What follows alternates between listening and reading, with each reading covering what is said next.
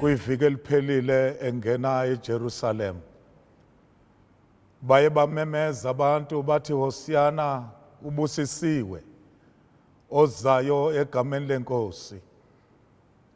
Simbonile inkosi xa yengena eJerusalem. Izinto ezenzekile eJerusalem sizibonile. Namhlanje Thixo wethu singena kule nkonzo yePhasika sicela ukungena nawe.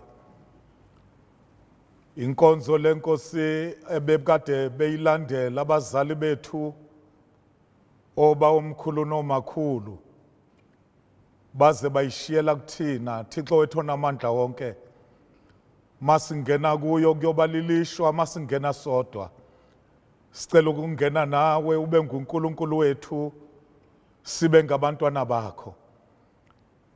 Inhlungu Nkosi owayizwayo, inhlungu Thixo wethu onamandla esizwayo nathi, iyakhombisa okokuba akumnandanga.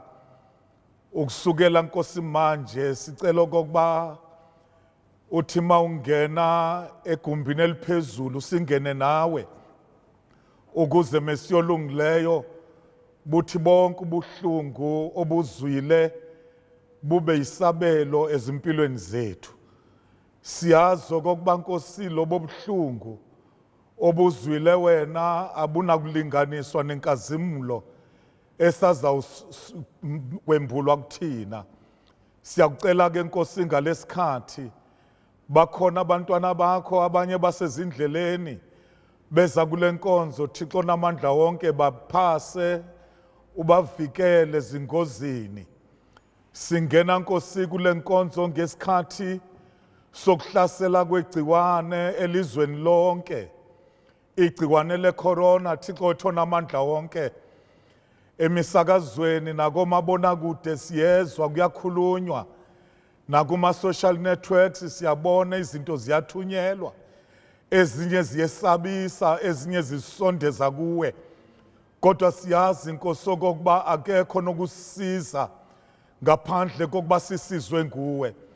Yolento kumhlabelela kavuma ngelinye ilanga wathi sobheka phina Nkosi masingabheki kuwe, ubani oyosisiza masingasizwa nguwe. Sicela ke Nkosi yami ube nguNkulunkulu nangalesikhathi. Mayithi le nkonzo esingena kuyo ube phakathi kwayo. Thixo wethu onamandla wonke, sihambe nawe Nkosi ngoba siyazi okokuba wakuphanyekwa phezu komthi. Thixo wethu onamandla, awuzuphelela lapho ngoba ikhona impilo ngale yakwe kuthuna. Siyawufika nawe Nkosi ekuvukeni bese uba nguNkulunkulu osinikeza impilo. Siyacela ke Nkosi yami ngalesikhathi iba phakathi kwethu ngoKristu inkosi yethu manje naphakade. Amen.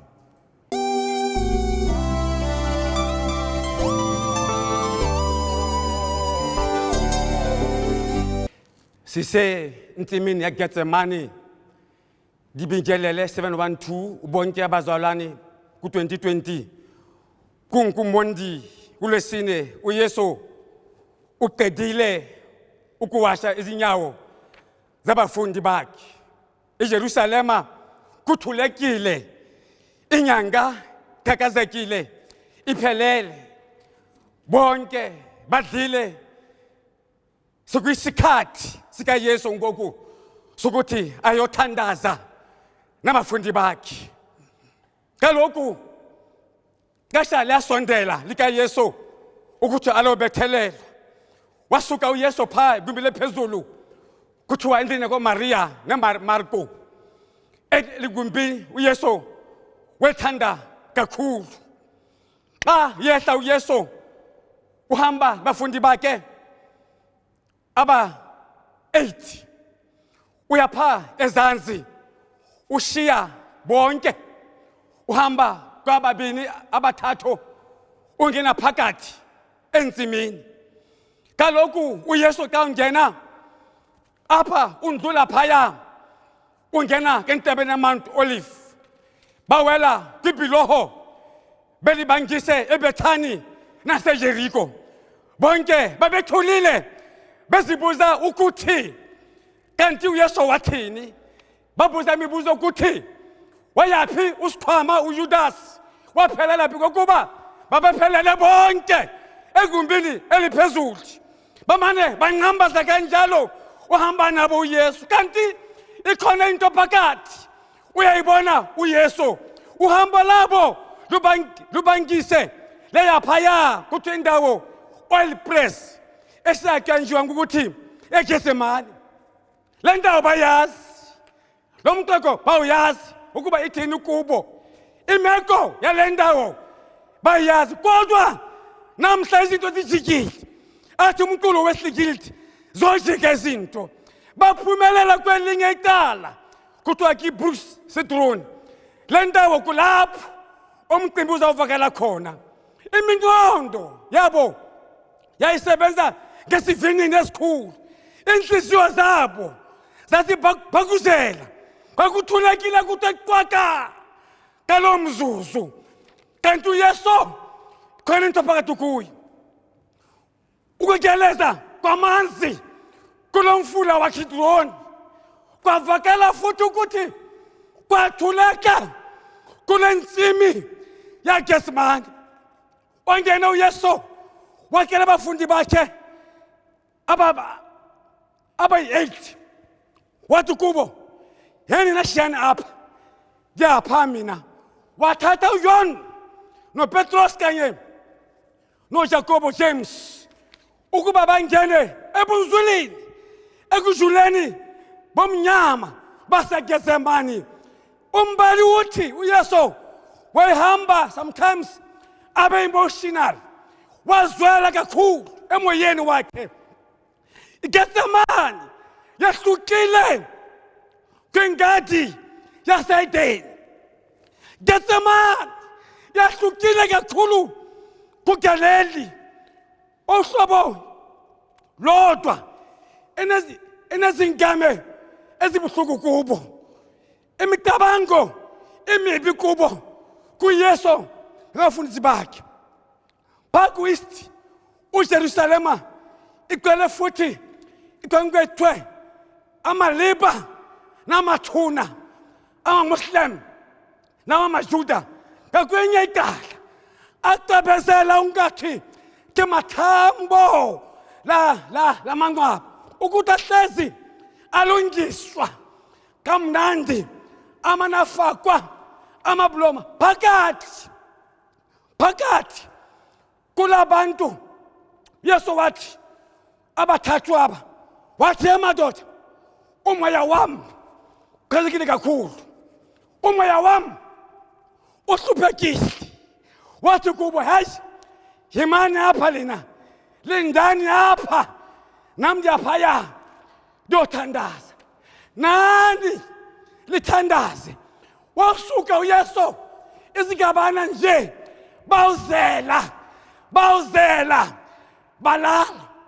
uYesu wafika kulo mthi kancinci wathi wathandaza aphela amandla. Wathi, Thixo, ukuthanda kwam le ndebe ungathi ikagqitha yandula.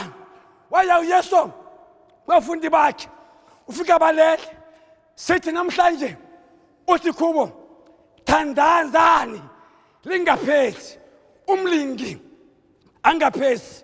wasuka uYesu uyafuna uthandaza athandaza kulesithathu bantwana basekhaya uthi unobhala lo uzino noDimitrius bayanqokola bathe emfundini insula namasoldier bafuna uYesu kile ndoda wangena eJerusalema akhwela idonki uthi unobalisa uYesu wasuka wathandaza wathi uyahamba wayiva inqoko uthi uYesu laba bantu antibasi wawuvela phambili uYesu ubona uJudasi wasuka kulaba bantu waya kuYesu wamncamathela isayini yakuthi uya lo olimthengisileyo eGetsemane yashintsha ngelo sikhathi silapho ke namhlanje entsimini yeGetsemane uthi unobhala eGetsemane lo St Francis wayithanda kakhulu eGetsemane ibendawo enhle eGetsemane ibendawo emnyama uthi unobhala eGetsemane ibe khona imithi e8 uYesu abahlala kuyo wathi nguye lo wathi uYesu ndim olimfunayo kathathu bambuza bathi ubani wena wathi ngimi uMarkus indaba yakhe yanqamula khonapha eGetsemane waphendula uYesu wathi madoda ndim olimfunayo bantakwethu silapha eGetsemane akufuneki silale ngokuba wathi uYesu thandazani noma sithunjiwe kikhorola le siliphakathi eGetsemane ukokwethu ukokuthi sithandaze eGetsemane bantakwethu udibana nenhlobo yabantu eGetsemane udibana lizitha zakho eGetsemane kulapho izinto dishilwa khona zashileke izinto ekugqibeleni iGetsemane ithini ukuthi iGetsemane ke indawo yakuthandaza wathi uYesu aba eGetsemane ke indawo yakuthi kuyiwe eGolgotha asikwazi ukuya eGolgotha uYesu asandulanga eGetsemane kulapho uYesu wava ubunzima benqamlezo nathi silapho njengoMzansi weSouth Africa kuGetsemane yabantu balihlwempu Getsemane yabantu abakhulayo Getsemane yabantu banemona uGetsemane yabantu baneghatyi Getsemane bantakwethu kufuneka xa sawusindiswa uYesu andule eGetsemane kude kube ngunaphakade amen.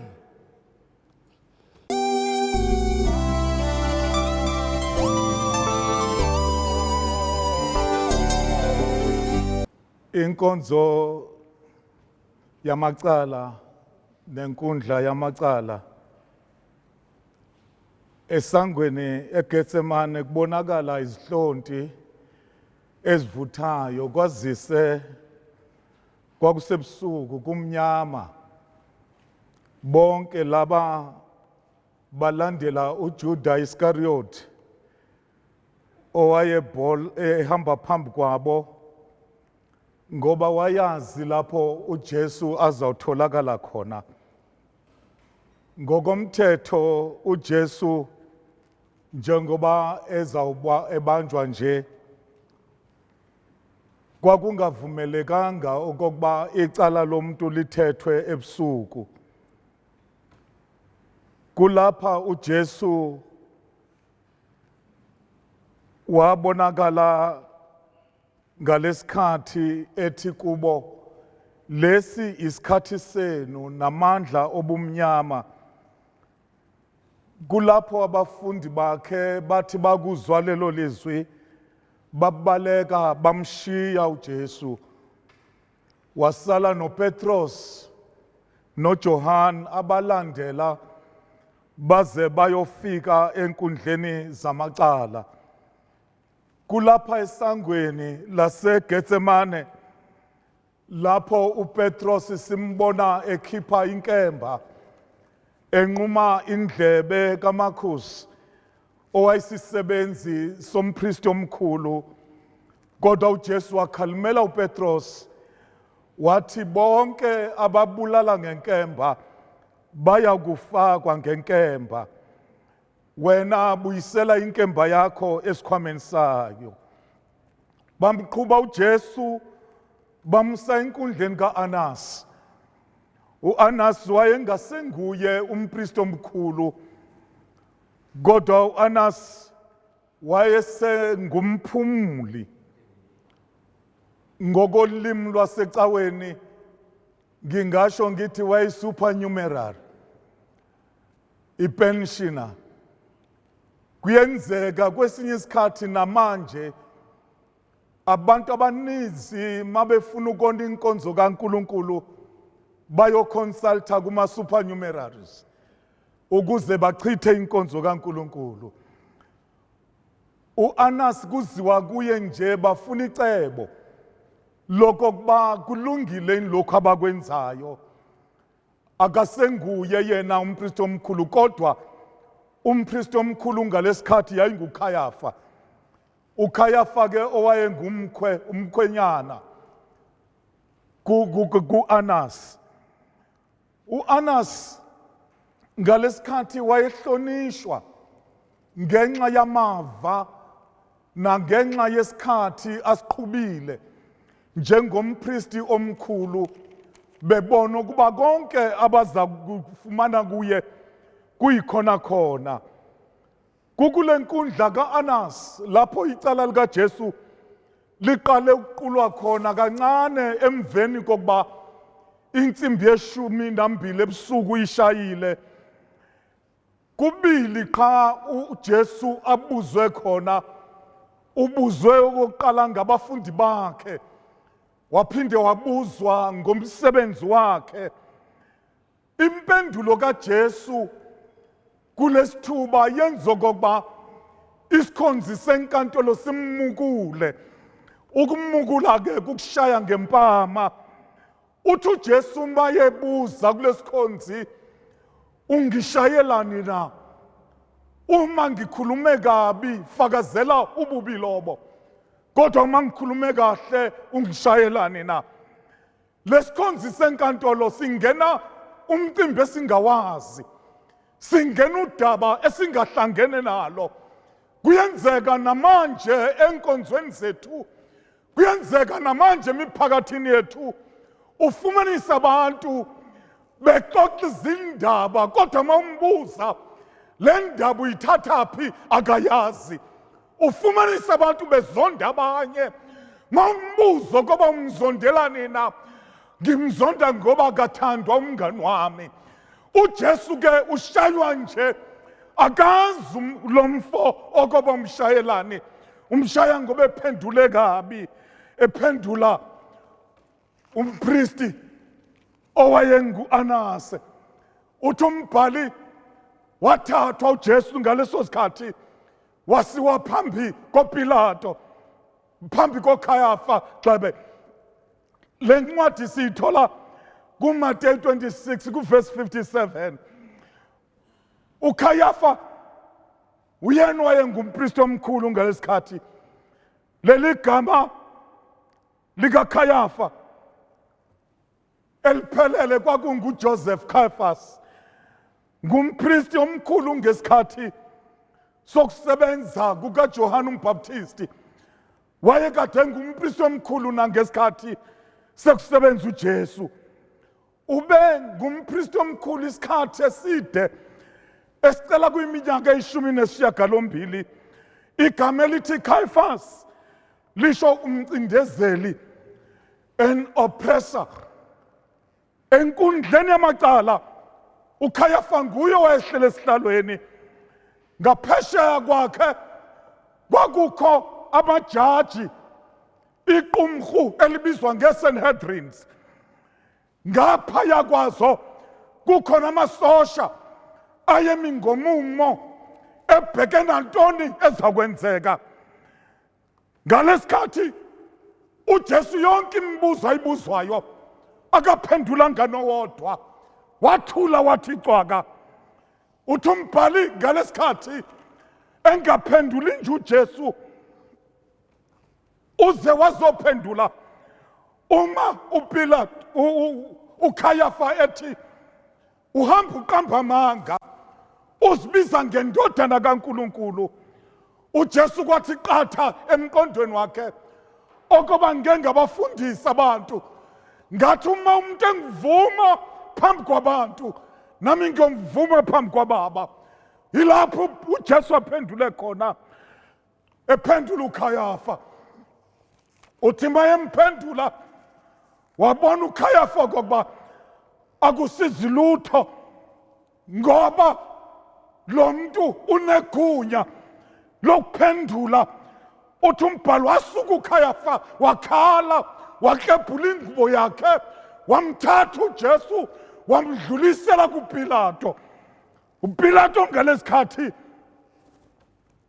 uyena owayehuluneli eyayikade ikhona ideploywe ngamaRoma ukuzogada ucwango apha eJerusalema ukuze kuthi abantu bangenzi isiphithiphithi.